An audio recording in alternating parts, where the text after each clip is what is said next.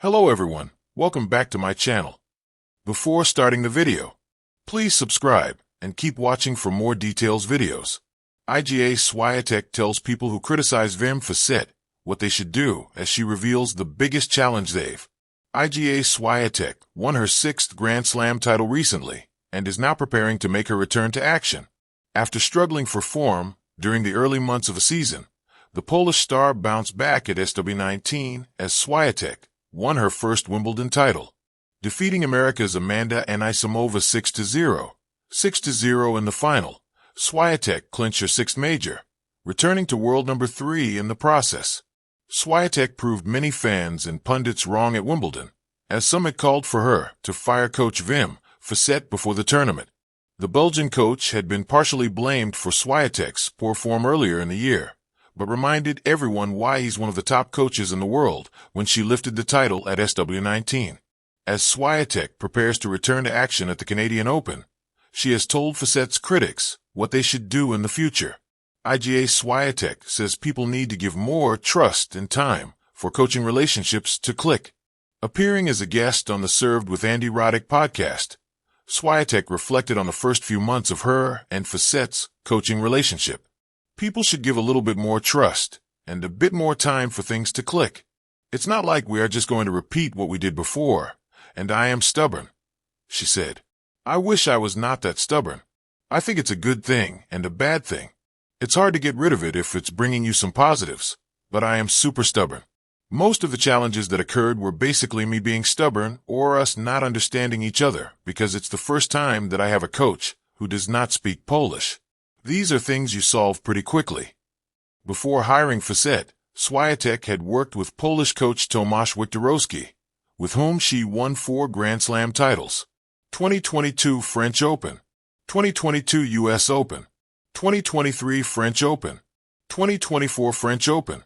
Swiatek was coached by another Pole, Piotr Sierspatowski, before Wiktorowski, who guided her to her first major title at the 2020 French Open.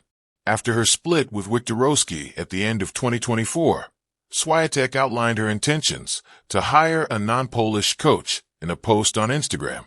Due to this important change on my team, I will give myself a couple of weeks to start a cooperation with a new coach, said Swiatek.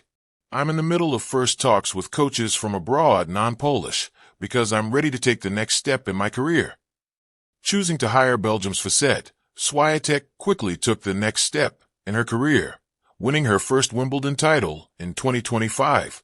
Wim Fissette's coaching record. Fissette was widely criticized earlier this year as Swiatek failed to deliver results under his leadership. But just how successful has he been as a coach? Making his first step into coaching alongside Kim Clijsters in 2009, Fissette soon began picking up titles on the WTA Tour. 6 times a Grand Slam winner as a coach, Fissette has established himself as one of the best in the business. If the pair have now clicked, as Swiatek has suggested, there's truly no limit to what they can achieve together. Swiatek and Fissette will look to win their first WTA 1000 title of the year when the Pole makes her Montreal bow on Wednesday. The 24-year-old will begin her Canadian Open campaign against China's Guohan Yu. In the quiet corridors of the tennis world, where murmurs often swell into narratives, Iga Swiatek has always chosen grace over noise. But even the calmest waters stir when the current flows unjustly. And when criticism mounted against her coach Wim Fissette, Swiatek did not hesitate to respond, not with anger, but with thoughtful honesty and unwavering loyalty. The 4-time Grand Slam champion, known for her laser-like focus and humility, has built her career on discipline, intellect, and trust. That trust, she now makes clear, extends deeply to Wim Fissette, her coach, mentor, and co-strategist. Before you judge, try walking a set in his shoes. I hear the criticisms, Swiatek began during an interview in Warsaw ahead of her hard-court swing. People think it's easy to comment from the sidelines. But before you criticize Wim, try walking a set in his shoes, or maybe even just one game, with the pressure, the planning, the expectations. Critics had recently surfaced on social media and in some tennis circles, questioning Fissette's coaching style, claiming it might not suit Swiatek's cerebral game.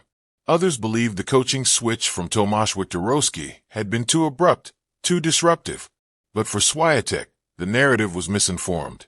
Wim doesn't just teach tennis, she clarified, her expression firm.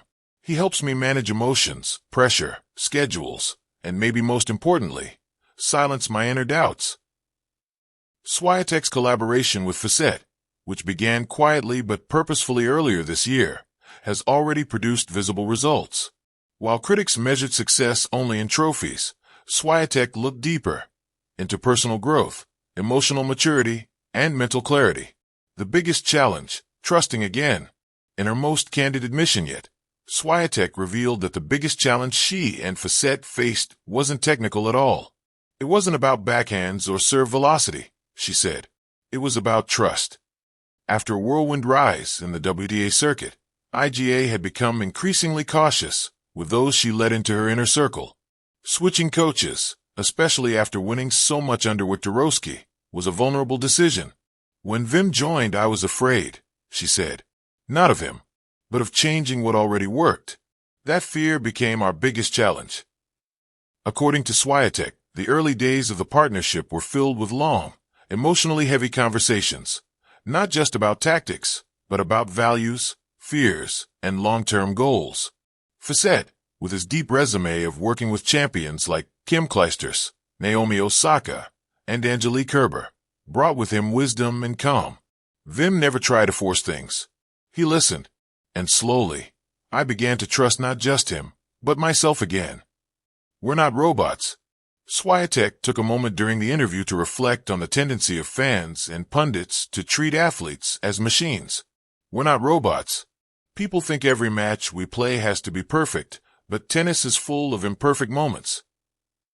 That understanding, she noted, is something Fissette reinforces often, the art of resilience rather than perfection. I lost matches I should have won, she said, referencing her early exit at the Australian Open. And Wim was the first to remind me, this isn't failure. This is fuel. That perspective, Swiatek believes, is one of Fissette's biggest assets. He never blames. He dissects, evaluates, and then helps me build. That's what I needed most.